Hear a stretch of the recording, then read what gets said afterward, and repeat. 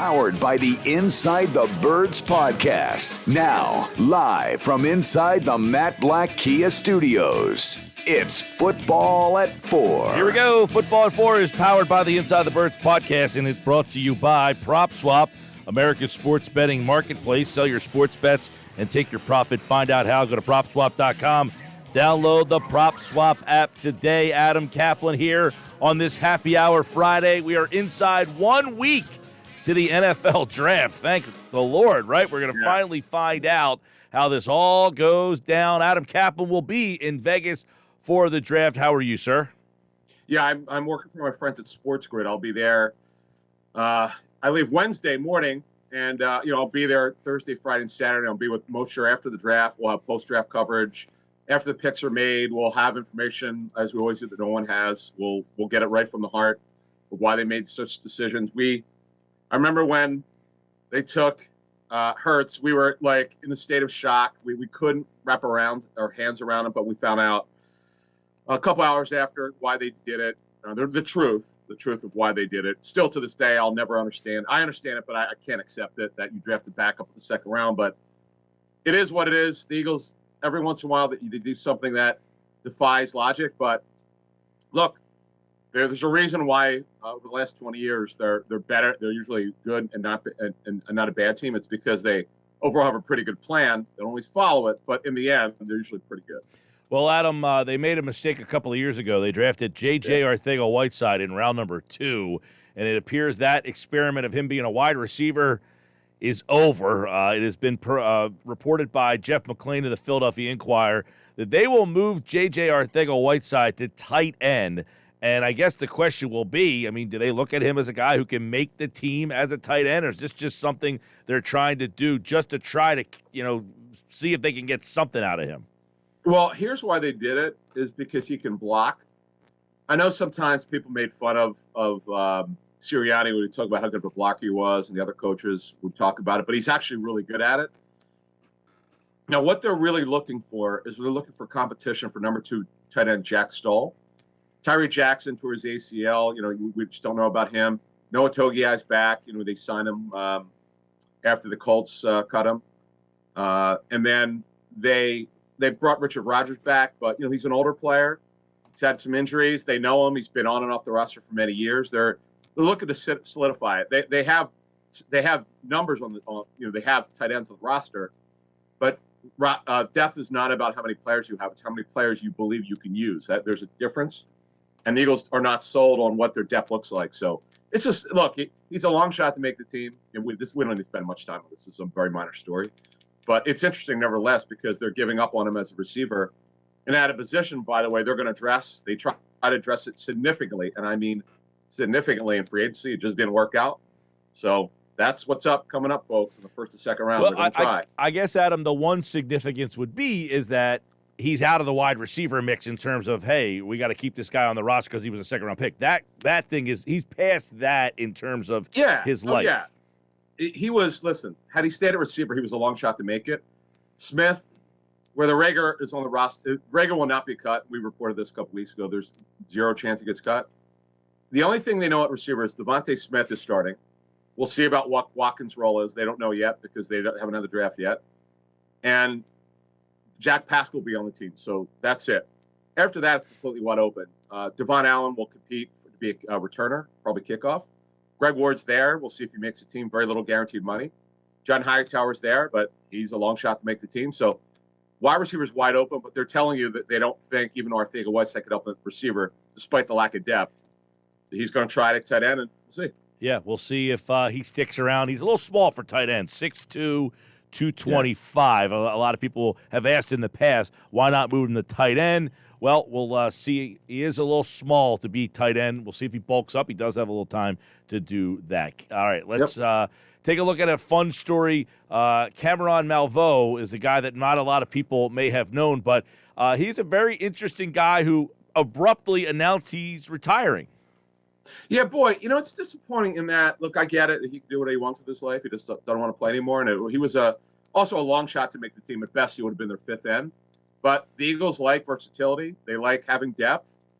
He was a good story. He's a really good kid. He's been through everything at 27 years old. He's been with 7 teams in 5 seasons, and he really flashed. He got pressed. Remember, and they signed him off the practice squad in week 15, and they wanted him back on their off-season roster, so they brought him back, and they were hopeful that he would compete for a job as a deep backup.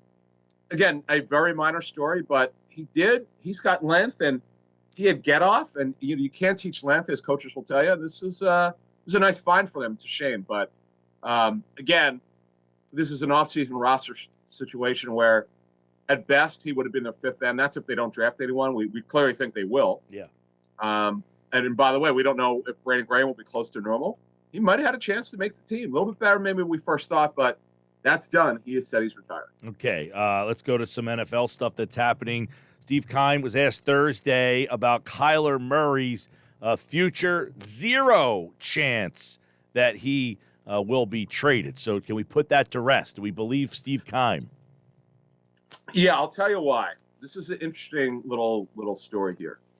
So if you go back to the draft when Murray was selected number 1, there was only one reason he was selected number 1. Cliff Kingsbury was the head coach. He recruited him in college. This is his future quarterback if he ever became a head coach. Kingsbury, who, by the way, was drafted by the Patriots.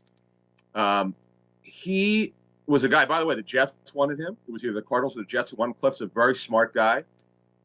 He wanted someone like Kyler Murray because he believed today's NFL quarterback's got to be able to move. And Kyler Murray, for all the criticism he gets, is pretty gifted. I know he's a small guy, around 5'10", but he could sling it.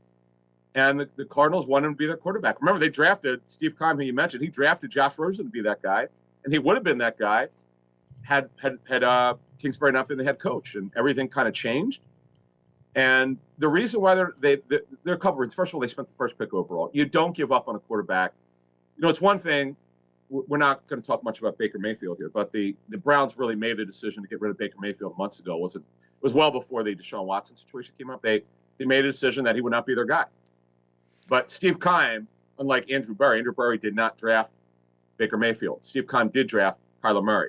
He's responsible for him. And they'll just pick up the 5th-year option, and they'll figure out when they can get his contract done. But here's the other thing: it's odd. Kingsbury and Kyler Murray have the same agent, which doesn't always happen. Not that it shouldn't have anything. In fact, it didn't have anything to do with them taking Murray. It's all about scheme and fit.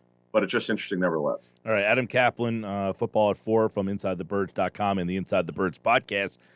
We mentioned at the top of this conversation that we are inside a week to the NFL draft. So what does that mean for all the pre-draft visits, the draft boards? Where are these teams? I know we're all ready for this. Are the teams, do they want more time, or are they ready to make their picks? So I talked to a GM, one guy in particular. I talked to him on his drive home Wednesday night, and I said, "Hey, what's going on?" He goes, "Oh, we just got our visits done because the players had to be out by the end of the day today." He said, "We had our final. We're having our medical meetings now. We may work out a couple players because they're allowed to work out players up to 24 hours before the draft, but you can't work out players at your facility. They have to work out where they went to college or near where they grew up. Now you could still meet with players, but you can't meet that. They cannot visit your complex. The 30 visits are done. That's it. The reason why they do this is they don't want any team to get an advantage over the other. Because, by the way, not only do players visit pre-draft, you could give them you could get updated medical. That's why the Eagles had George Pickens in. It's one of the reasons why they had him in. Jameson Williams as well. And also, by the way, the other thing is the Eagles, I believe, either had 9 or 10 players of the 21 who will be there for the draft next week in for pre-draft visits. So we'll probably go over them when we drop our next show. Will be Monday morning, our mock draft show with myself, Jeff, and Andrew DeCecco. We'll have some information, Mike, that's pretty intriguing and interesting.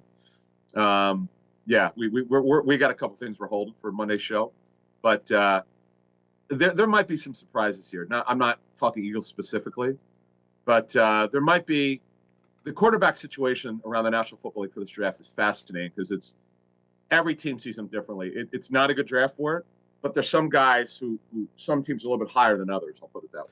All right, we can't have all 9. We know that, so we'll be interested to see what happens for Howie Roseman. Will he make a move? We'll dive deeper into that. The NFL schedule is going to be released, but they're going to do this interesting. They're going to actually own Christmas Day now. It looks like the NFL going to have 3 games on Christmas. Move over, NBA. They're also going to do 3 rounds of releasing their schedule or more for the NFL. So they're making this schedule thing a huge part of their offseason.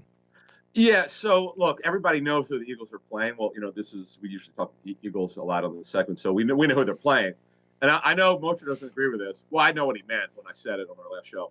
But if you just look at, you take strength of schedule, you can't base it all on last season. In fact, it's less to do about last season. You start there, but then you adjust the way you look at those teams by coaching changes, scheme changes, personnel changes, front office, everything. You take everything into account. If you just looked at what the teams look like now that the Eagles are playing, obviously it's pre-draft, so we have to see what they do pre-draft, but the schedule looks pretty favorable to me. Because as we know, the second half of their schedule last year was kind of, you hate to say cake, but it was very favorable. But yeah, the schedule will be announced fully at 8 p.m. Eastern on May the 12th, which is a Thursday night. The NFL loves doing it in prime time. So I know they don't like the leaks. I used to leak that stuff. I used to call them schedule leaks on Twitter. I actually created my own hashtag one year. I just felt like leaking the stuff one year, having fun with it when I was at ESPN. But I know they don't like it. And I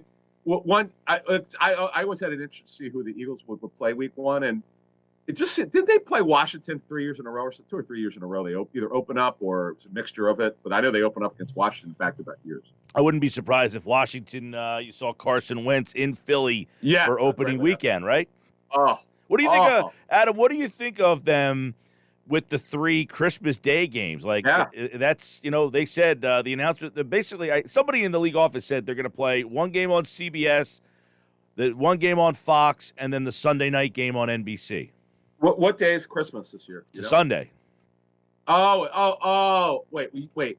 Well, did you say Sunday or Monday? I believe Christmas falls on a Sunday, and they're moving the schedule to Saturday, but they're going to keep 3 games in prime time or not prime, but they're going to play 3 games on Christmas Day. Yeah. Let me just confirm that is a Sunday. Yes, the 25th is a Sunday. Yeah, and obviously, as you said, the NBA clearly, because they've owned that with the Sunday games. Yeah, it's kind of cool. I've always liked watching games on Saturdays, and for years the NFL would play 1 or 2 games on Saturday. Yep. Usually it'd be like an NFL Network game. I kind of like that because Saturday's is a slow news day after the college season ends. Right. I actually really like that. I wish they would do more. In fact, I know they'll never do it. Barring a reschedule, they won't do Friday night. They don't. I remember talking to the league about that years ago. They don't like that. They don't want to interfere with high school. Maybe, but they just go by viewership patterns. And they know the numbers are down viewing wise for sports on Friday nights. Yeah.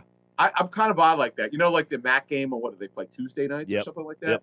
I would watch that if there's a big-time player. Oh, whenever there's been these COVID games moved to Tuesdays and Wednesdays, they've done great. But, yeah. Yeah. All right. Well, Adam Caplan, we're going to be inside draft week next week for Football at 4.